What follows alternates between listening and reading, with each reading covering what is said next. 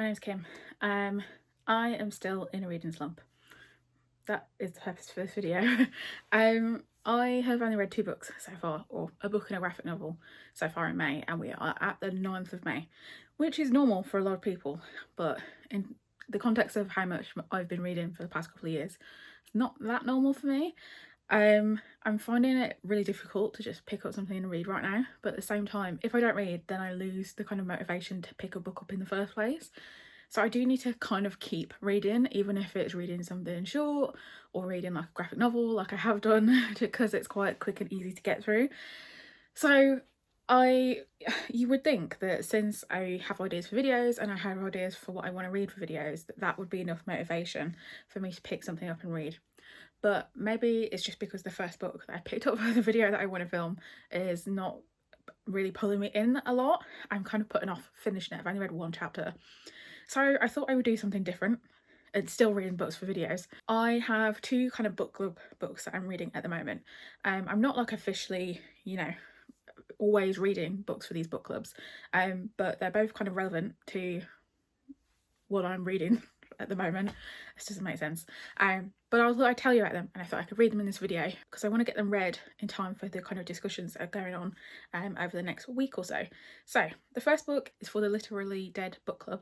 It just took me like 5 times to just try and say that. I don't know why literally wouldn't come out, which is Bat Eater. This is for Books and Lala Kayla's book club. I tend to participate in the more horror books rather than the mystery thrillers because I'm not a massive mystery thriller reader, but I do pick up some that interest me. But I've been interested in Bat Eater. We follow our main character Cora Zeng, who witnessed her sister being killed. She was pushed in front of a train at the beginning of the COVID pandemic, and after that she becomes a crime scene cleaner, and it is essentially a way of her dealing with her trauma, and she starts to notice that a lot of the crime scenes she's attending are young Asian women who are being killed, and perhaps there's something more sinister going on. So I've started that one. I've read the first 2 and a bit chapters. I'm on chapter 3, and I'm liking it so far. I think this is the motivation I needed. It was me deciding and coming up with a new video idea and deciding to stick with my TBR for it. So far in our first chapter we meet Cora and her sister Delilah, and immediately we see Delilah die. So it was very kind of gruesome because in the blurb that she is going to die. It's the premise of the book. So the fact that we meet her and they're waiting for this train and this train is not coming, but at some point this train will come because that is how she dies, it kind of really built up this sense of atmosphere. So I quite like that. There's also a lot of tension between Cora and her sister. I think Cora lives a little bit in her sister's shadow. Delilah is looking to model. She speaks Mandarin really well, whereas Cora doesn't, and that's part of that reason is because she's mixed race, and so she says that Delilah's mother taught her how to speak Mandarin, whereas Cora didn't have that, and Delilah has just told her that she wants to move to China with their dad, and suggests that Cora moves in with her aunt on her mum's side, who's very religious, and so she kind of feels, I think, a bit abandoned. So the fact that she has died when they are having a kind of tense moment kind of feels like a bit of a culmination, and I have no doubt there's a lot of guilty feelings that are kind of flowing through her mind. So I'm really interested to see how that continues, and the live show for that isn't until June, so I had plenty of time to read it, but I was still I'm the sort of person who will just probably sit and read it in one go, and kind of maybe participate in any of the discussions. So I'll see how far I get with that one. One that has a bit more of a closer deadline is the Our Fantasy Bingo book club. So they have a whole bunch of book clubs on their subreddit, and so one of the prompts for Our Fantasy Bingo is to read a book that is one of the book club discussions, and you can go back and read any of their previous books. But what I tend to like doing, especially although I'm not trying to kind of do hard mode, it is hard mode to participate in like a live discussion for a book. And one of the books that I was planning on reading for a different square is a book club book for May, and that is Shigadi and the Brass Head of Obilafon by Wole Talabi.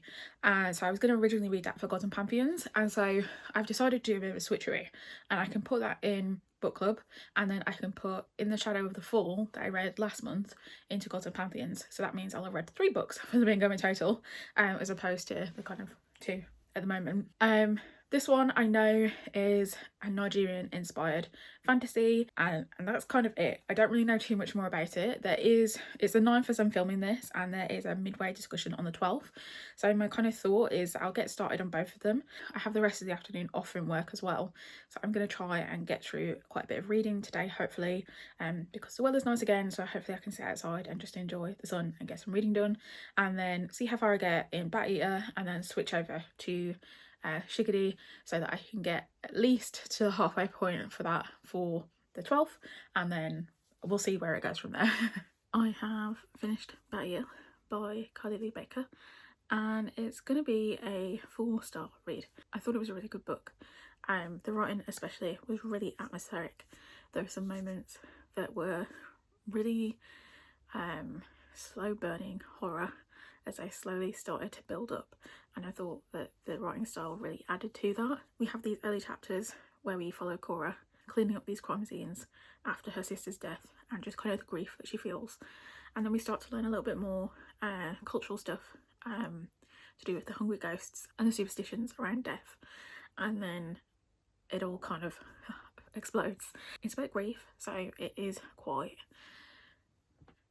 not dark, I want to say, but it is dark, but at the same time I feel like it kind of, you wallow in grief with Cora as she kind of struggles to find her own identity, but as the book progresses she slowly starts to realise that she needs to live for herself as opposed to living for her sister, or just living kind of as a shell of a person, because I think that is what she is for a lot of the book. Part of that is her relationship with the 2 people she cleans crime scenes with. She starts to form a bit of a friendship with them, and they are there for her as things get revealed throughout the book. There is a moment with them that we kind of reach towards the end of the book that really stuck in my head. I can't explain it without spoiling it, but the gruesomeness does not end at the first chapter, is what I will say. And there is a point where you think, oh my god, that's bad. Is this going to get worse?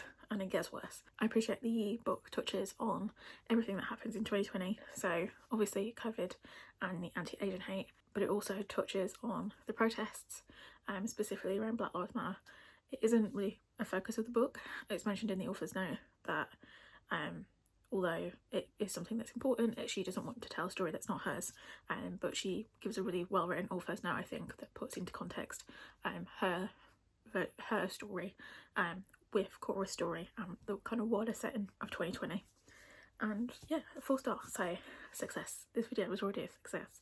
It's 4 stars. I've moved on to Shigidi and the brass head of Obulafon. I think that's right. I'm about 20% of the way through now, and so far we are following Shigidi, and there is a kind of, I guess the same way with Bat Eater, there is an opening chapter which is quite dramatic and kind of leaves you wondering what exactly is going on here. And then with this one we flash back in time to a task that he has been set with his partner that he travels with, Noma, who is also a goddess. She's a succubus, so they are kind of, you know, these powerful creatures.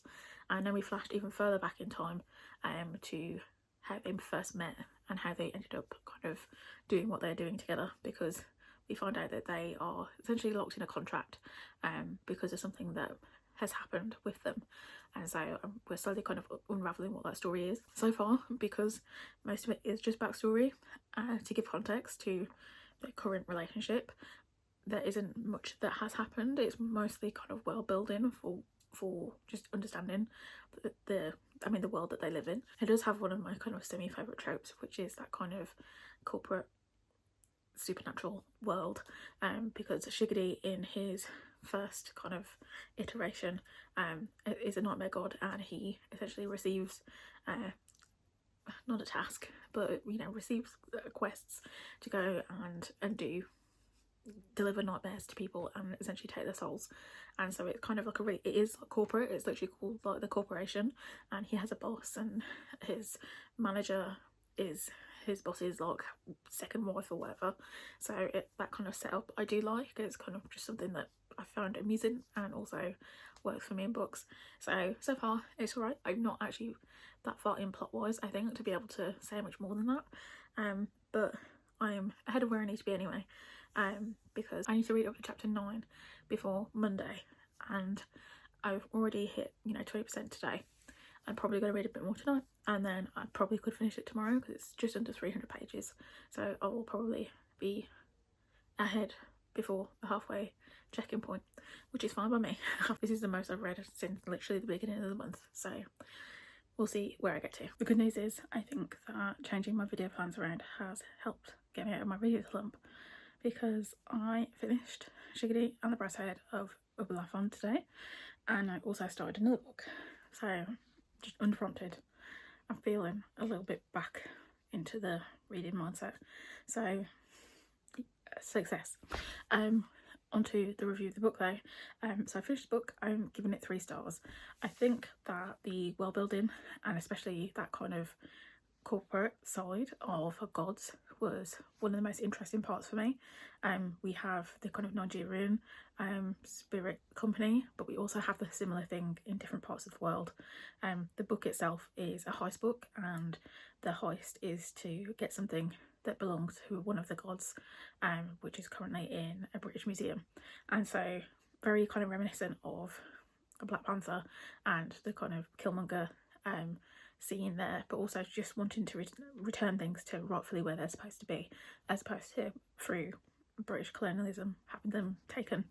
And so there's a bit of commentary that I did like, where it talks about how although there are these gods, that the Nigerian god who has tasked Shiggity and Noma to go and do this can't do it himself, because he is still held kind of to the bureaucracy of the British version of the spirit company, and so he can't, there is these rules that still exist, these colonial rules, and so I found that to be quite interesting. The book itself, I wasn't that keen on the characters. We have Shiggity as his character, who is very much a main character because he is, I think, one of the, he was made almost for this purpose, in various different ways, which you would see if you read the book. However, Noma plays like a really significant part, and it's told in flashbacks, so we go back and forth and we kind of build out their relationship with each other through flashbacks to Noma's very far past, because she is a lot older, who's been here since the very early kind of moments of time, whereas Shiggity is relatively new. We have these moments with her and her sister, and understanding her as a character and why that's made her be the person that she is in the present day. She's a succubus, and so sex is kind of like a primary form of magic for her, and so that takes up like a significant chunk of the book, and it feels like there's a lot of moments there which I think kind of got a bit repetitive, and I don't really know if that was needed. And then also the relationship between Shiggity and Noma was just fine. A kind of big part is that he is very jealous because they have been partners together, working together, and he loves her, and she won't admit how she feels about him, or at least say the words, and that is a real issue for him, and he gets really jealous. And this is only in like the present day moments, and because that is so broken up by the moments that they share in the past, and also just general other bits of their own past that we see, it feels kind of a bit not out of place, but it kind of like is a bit of a, I don't know how to describe it. I wasn't as keen on that. It felt, there were elements that felt a little male gazy, and his jealousy felt a little bit 2D, and it kind of felt that, like, especially him in his current iteration, I mean, understandably pretty much wants to live and die for Noma, but there is not much more to him other than her and what he feels, and so that felt a bit flat for me. Otherwise, it's a 3-star, and this video was a success because I read 2 book club books in 2 days. When did I start? 3 days. It's 3 days. I started on Friday, and the midway discussion for Shiggity isn't until tomorrow, so I'm ahead of where I need to be, which is nice. So that's a win, and I'll see you in my next video.